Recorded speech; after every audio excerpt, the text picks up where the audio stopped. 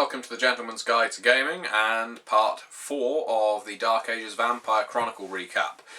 The coterie had just reached Chartres, a French town that contains one of the most wonderful cathedrals in existence. Now, I've actually changed history to an extent for this game, which is set at the very end of the 12th century.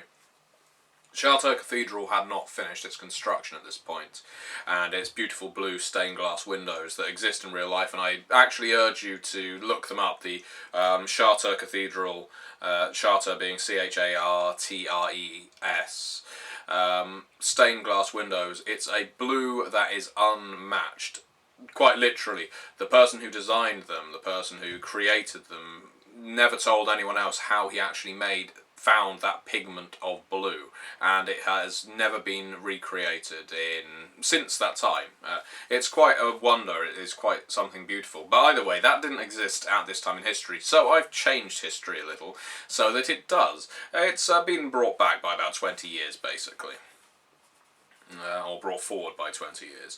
Because Zude de Blay, the Queen of Love in Chartres, is obsessed with architecture. What she finds most beautiful, her toreador penchant for beauty and aesthetic, is entirely in the construction of buildings and the blue light from these stained glass. You can stare at it for hours, the way it refracts the light, the way it illuminates the skin.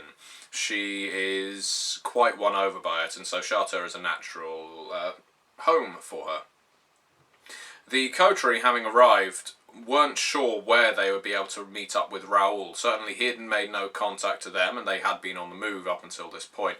Not only that, they had taken a path that they had not intended on doing, given that their ship had wrecked a couple of sessions back.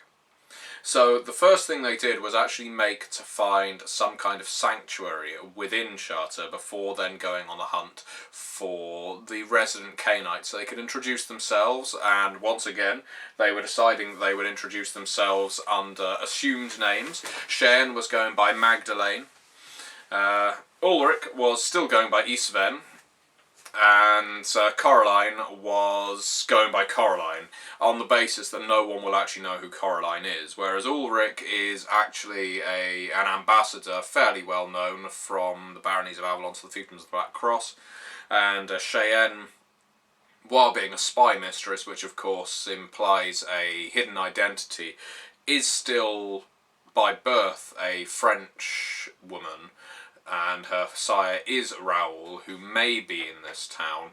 She was going by an assumed name as well. But either way, they decided they would find sanctuary, and in so doing they found themselves passing by Chartres Cathedral, where a priest actually accosted them. He approached the three of them. By the way, the blooded, the mercenaries in tow, are still with them. Coraline's herd, however, have dispersed by this point. They've not been maintained, and quite frankly, they're terrified of her.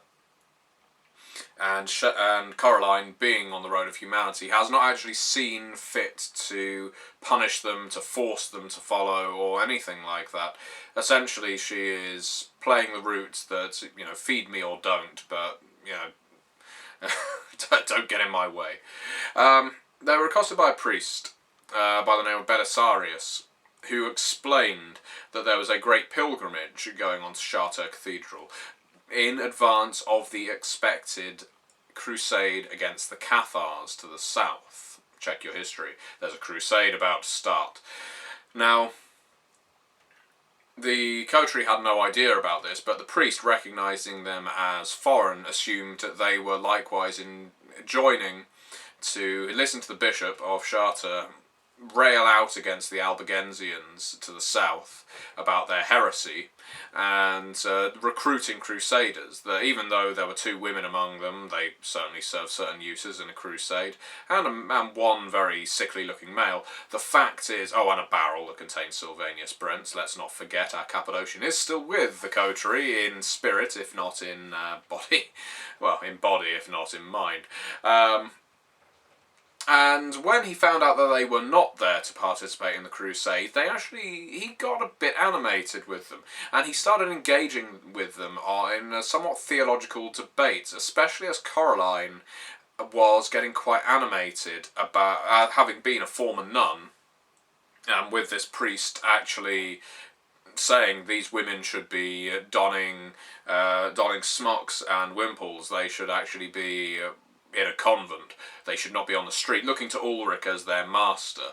And Coraline, having been a nun and suffered that existence, that terrible existence that she had been in the previous chronicle in Huntingdon, took the priest to task and engaged him in various theological debate, which at this time in history, I will say, especially right in the shadow of a cathedral with its luminescent blue light glistening from within, the way it bounces the moonlight and the way the lights from within were making it reflect upon the floor, certainly distracted Cheyenne by the beauty, but what was more distracting was the heated debate, getting increasingly heated, between this priest and Coraline, who was saying that essentially the priests of the orders and the nuns and all of that were plain wrong. Now, Belisarius eventually decided he would part ways with the group, blessing them as he did. Belisarius possesses one point of true faith.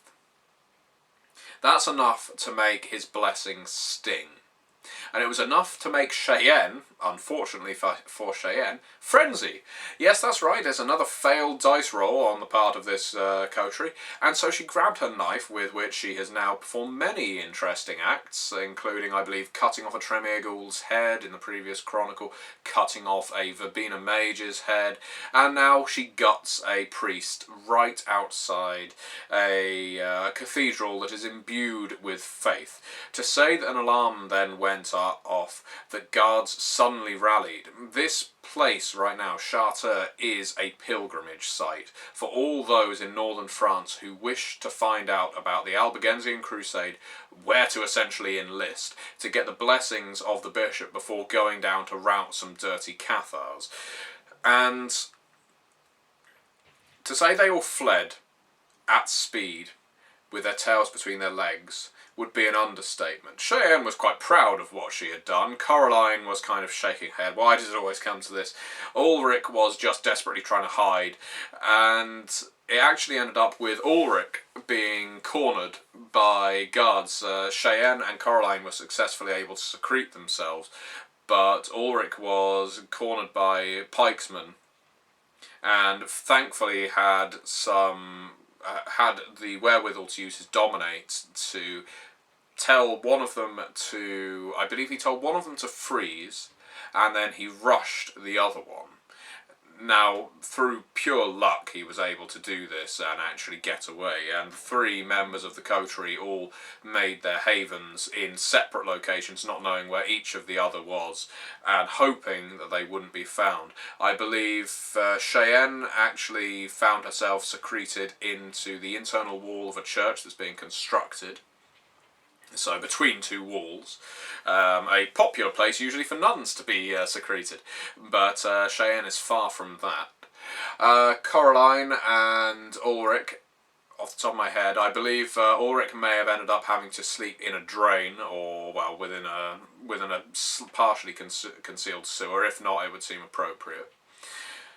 When Cheyenne awoke, she awoke to find her sire waiting for her in the church that she had been hidden within. Ironic, I suppose, given that she'd just slain a churchman outside a cathedral. And Raoul firmly admonished her. This was the first time he had seen her in many decades.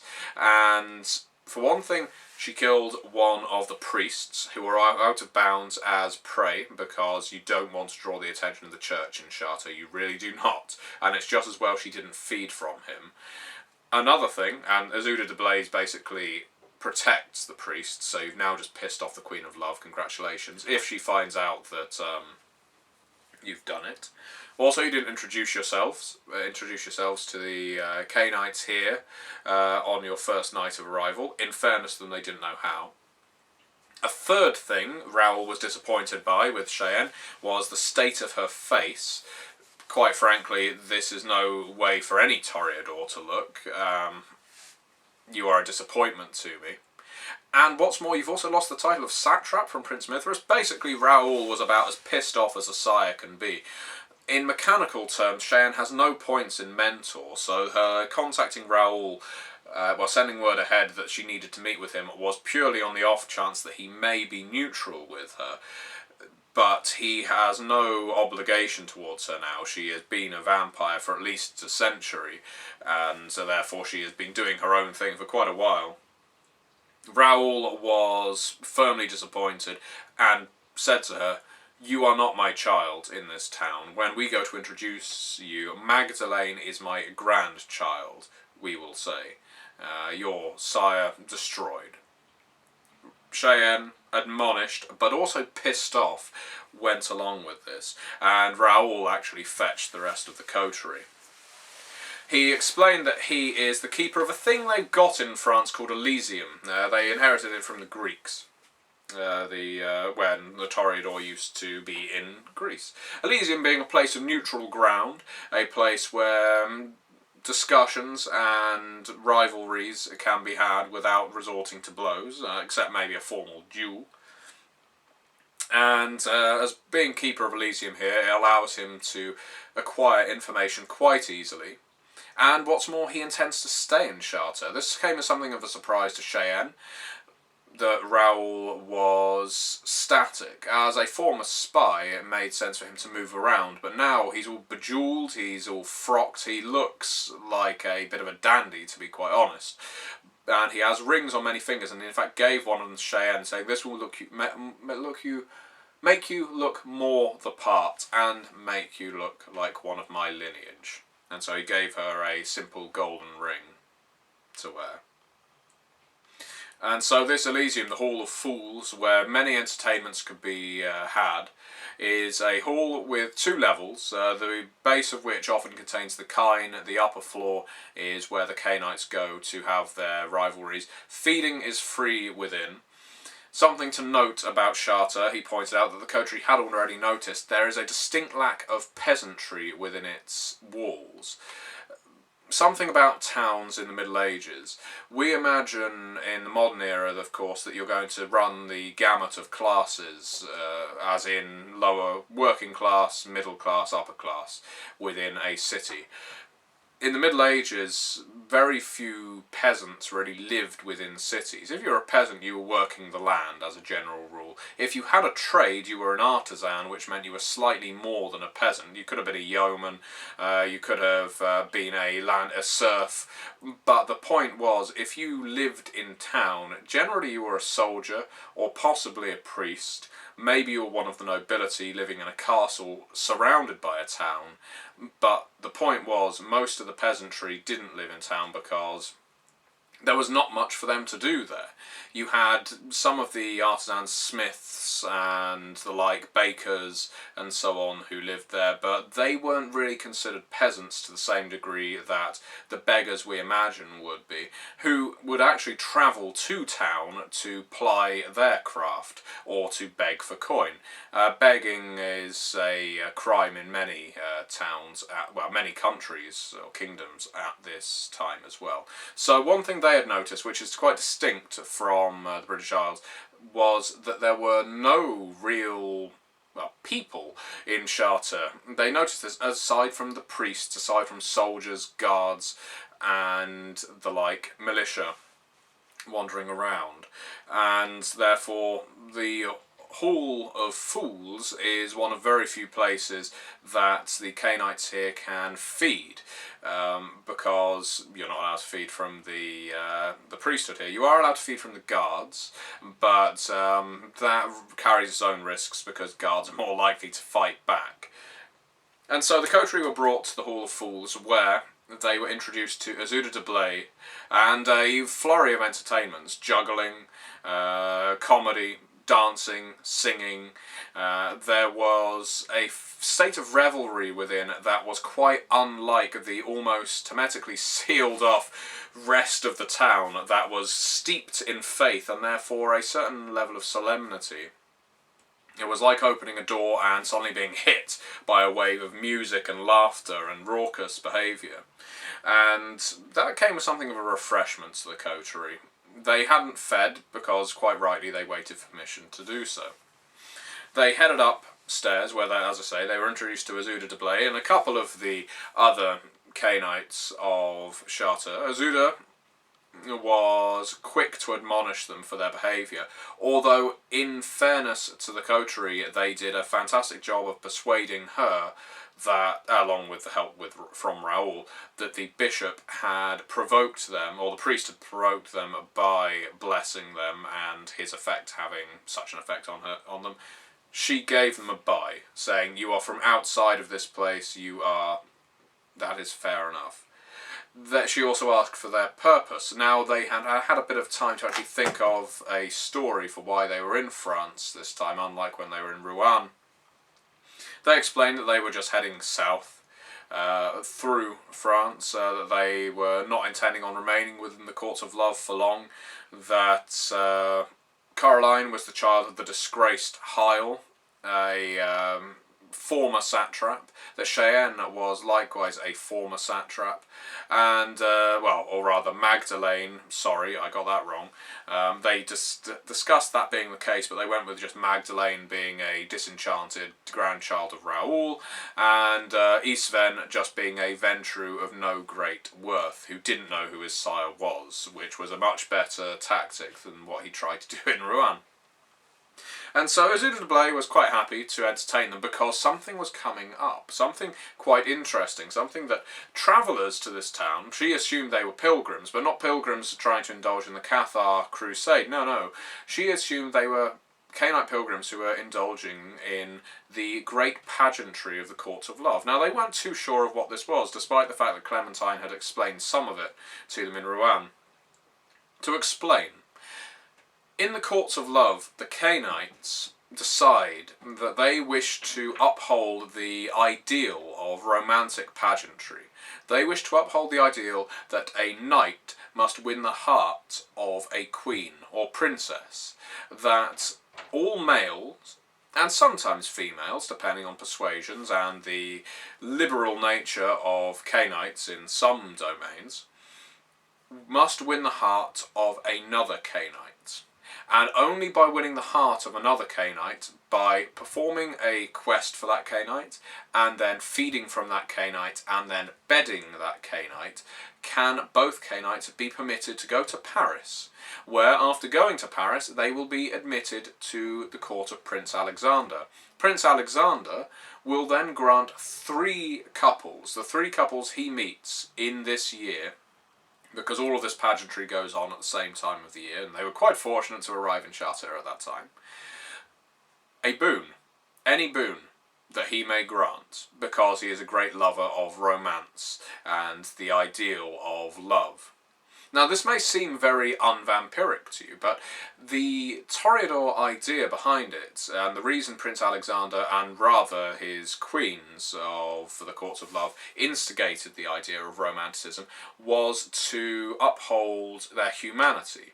It was a fantastic way of making vampires behave in a distinctly human fashion, although some of the quests that they are set on are far from that. Many vampires travel from all around different courts, hoping to win the hearts of specific females and occasionally males, or other, in fact, that they will travel just so that they can win not only the heart of a particular vampire, but also potentially win a boon from Prince Alexander. Many Cainites indulge in this practice. And it's a lovely idea. It's actually proposed in Dark Ages Europe, a source book for Dark Ages Vampire. I didn't come up with this. I've elaborated on it a great deal with the quests, the blood, the bedding, and so on. But it makes sense to my mind that they would actually indulge in this kind of behaviour. And so they decided they'd go along with it. They thought, this is actually a fantastic idea. It will enable us to get into Paris, and therefore it will allow us to get close to more Toreador. We are looking for a particularly hapless Toreador, one who is fairly talentless, who we can put this play, well, into whose hands we can put this play. And so they agreed to go along with it. They went along with the pageantry, and so on the following night, they all turned up in their finest to involve themselves in what is essentially the vampiric equivalent of a blind date. The males, or the knights as they were dubbed, would be on the ground floor. The queens would be on the upper floor. Now, Isilda de Blay is already promised to another who is off fighting in the Crusades against the Saracen man, but the other Knights of Chartres were free from obligation. Raoul actually refuses to take part in this for reasons that he has kept to himself. And so we had Ulrich among the knights, and we had both Cheyenne and Coraline on the upper floor among the prospective queens. It is not a guarantee that you will be picked by either party, and it is seen as a matter of some prestige if you can find a partner who is accomplished, who is well versed in the politics, and in some way skilled. Something worth pointing out, some of the Knights within this town, I didn't mention Jerome, a Tremere, who indulged with the other Knights of the town in laughing uproariously at Cheyenne. As a punishment for Cheyenne's gutting of the priest, Isolde de Blay said, "Yes, you may stay here, but you must remove your mask. You are not allowed to walk within this town with your mask on, so we must all see your hideous face." And as soon as she removed the mask, everyone laughed at her, every single Knight, to the point that they were clearly forcing it, they were slapping their thighs, they were pointing, they were saying, and this Magdalena is a Toreador, and even Jerome, he was laughing, but he's a handsome male, it goes without saying. He is a true knight, he wears his armour, he has a swept hair, blonde, he carries all the features of a knight of legend. And so, both Cheyenne and Coraline, I believe, were both considering whether Jerome would make for a good king for their court of love. Now, the males would have to ascend the stairs. And quite simply, the male would have to fall to his knee before the female that he was attracted to, and pledge his fealty, his loyalty, and his love, that he would do whatever it took in order to win the heart of that particular vampire. Now, the queen, by all means, could reject the offering, which would mean that the knight would be without. He would not be able to participate in the rest of the pageantry, so you have to choose very carefully. You have to choose almost like for like, because otherwise would be risking failure. But Jerome was the first to ascend, and the first vampire he actually pointed out was probably the most stunning Knight in attendance. One of the supporting characters, not one of the protagonists, who, as he started walking over towards her, Coraline decided to study her a bit intently, and through a dreadful botch on my part, it was revealed that this beautiful vampire was in fact a Nosferatu with a particular adeptness for obfuscate, and was in fact a horrible skinless wretch, who then scuttled off to the corner. Jerome, so thankful for Coraline having outed his potential hag, fell to his knee before the former nun and pledged to do whatever was necessary to win her heart.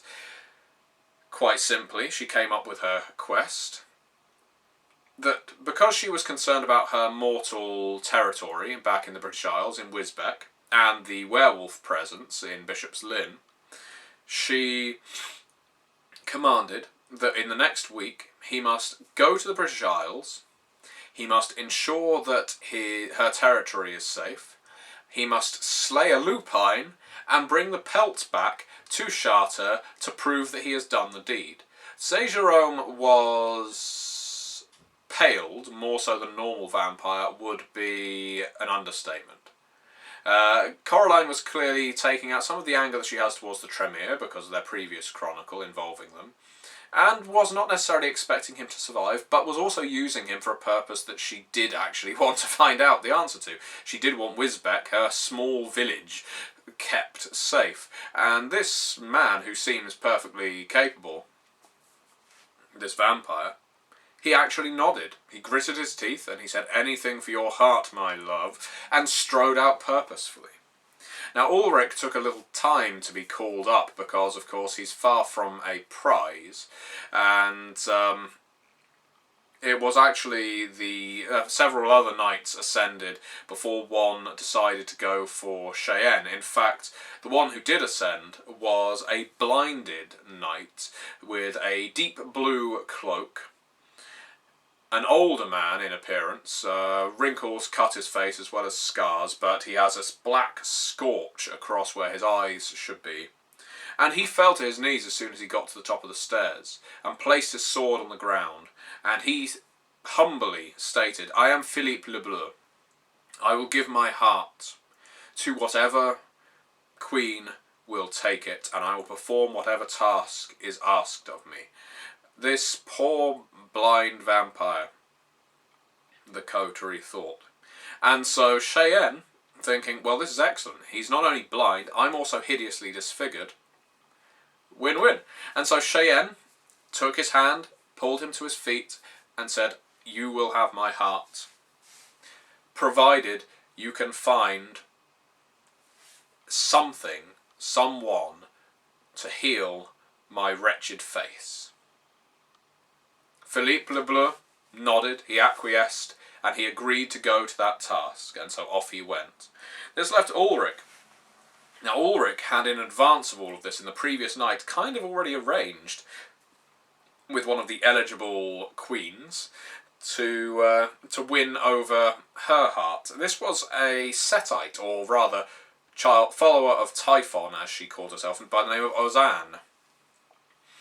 And so he ascended. Ozanne, a rather broad-shouldered, stout woman, red-haired, but eye makeup made to look in the sort of Ptolemaic style.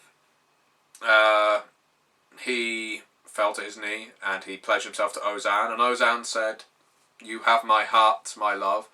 In order to win it, however, and keep it, you must fulfill all of the Christians' 7 deadly sins in the next 7 nights, 1 sin per night. You must indulge in each sin, but you must not be consumed by any of them. You must come out of it the same as you are, despite having indulged. If you are changed in any way, then you cannot have my heart. You must expose yourself to the worst of the world, the worst corruptions, in order to be strong enough to have me." Ulrich agreed, thinking, well, I've got the easiest task of all. How wrong he was, as we find out in the next session of our Dark Ages Vampire Chronicle. I'll give you a sneak preview, in fact. I'll tell you right now, sod it. Ulrich found on his first night that he was to practice the sin of gluttony. Basically, as well as, something we missed out. After the priest had been gutted, the only people the guards could really find to arrest were the blooded, Ulrich's herd and retainer. This had actually set Ulrich at a very dangerous precipice. He only had about 3 blood points remaining. And as he can only feed from killers, he found himself very much tied up. What do I do? Do I rescue my men? Do I kill a vampire? Because they're almost definitely killers. And Raoul agreed to discuss on his behalf with some of the mortals that he knew within the garrison the release of his herd. So when Ulrich awoke the following night, he found that only Sven had been released and he'd been horribly tortured. One side of his body had been entirely mutilated. He was blind in one eye, he had teeth pulled out, his fingernails had been wrenched free, and he was a huddled heap, sleeping.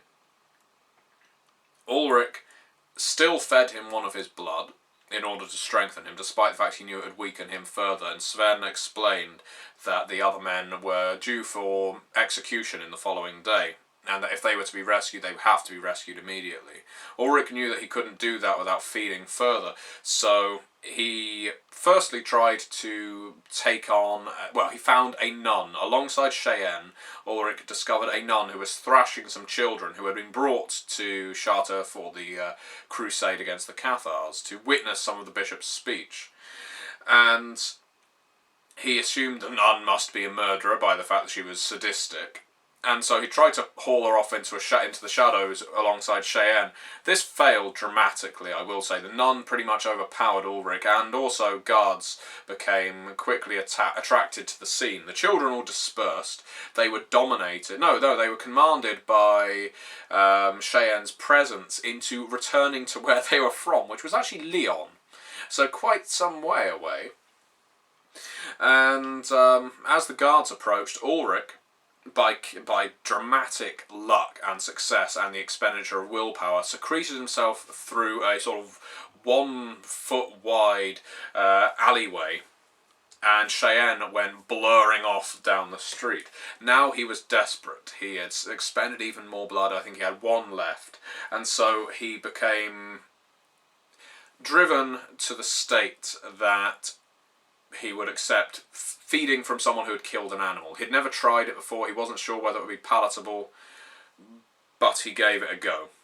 And so he found the abattoir of Chartres, the butcher's, snuck in, ascended to the upper floor, where he found the butcher and his wife asleep abed, and descending into frenzy, he just started rending them with his blade. He just started chopping and chopping and chopping. He wasn't even going in with his teeth. He was just hacking them to pieces. He was so consumed with hunger. By the time Cheyenne and Coraline had arrived, blood was dripping from the floorboards up above into the abattoir below.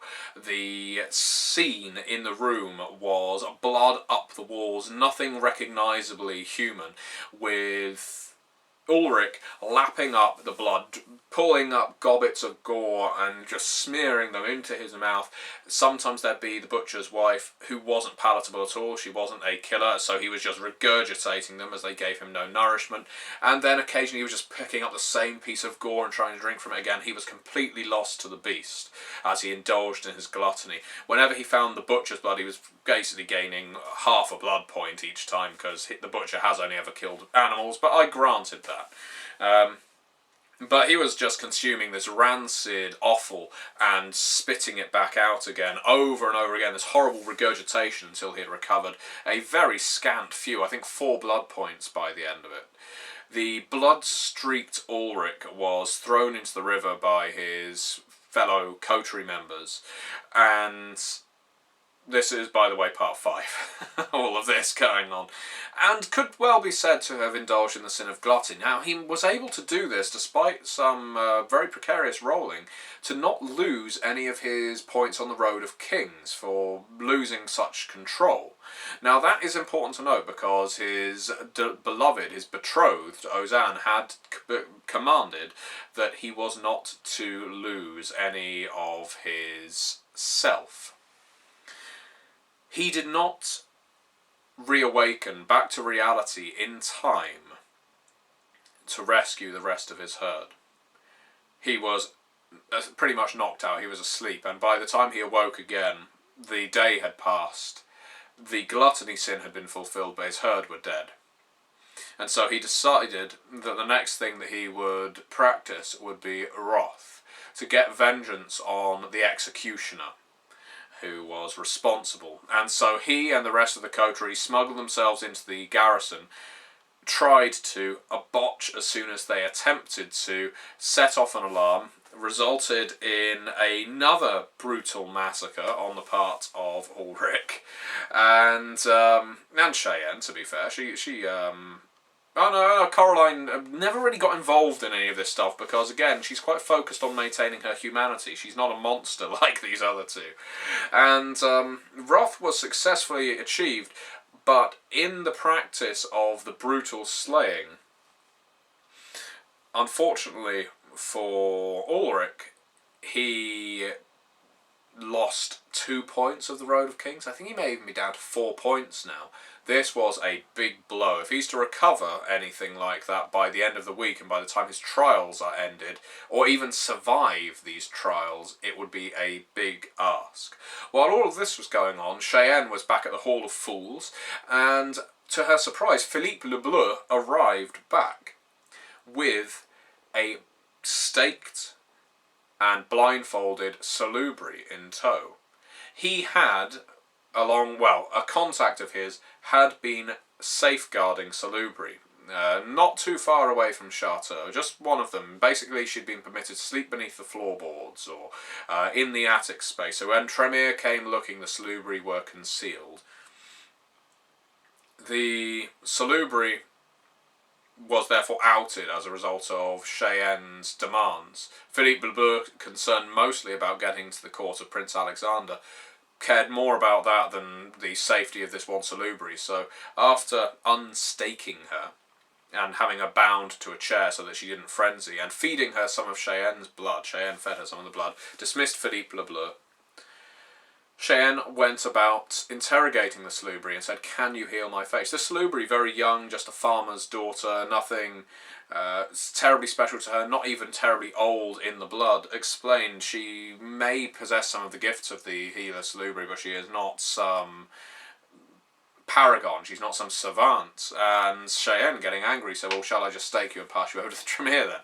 And she, no, I'll try my best. No, trying your best is not good enough, Cheyenne said.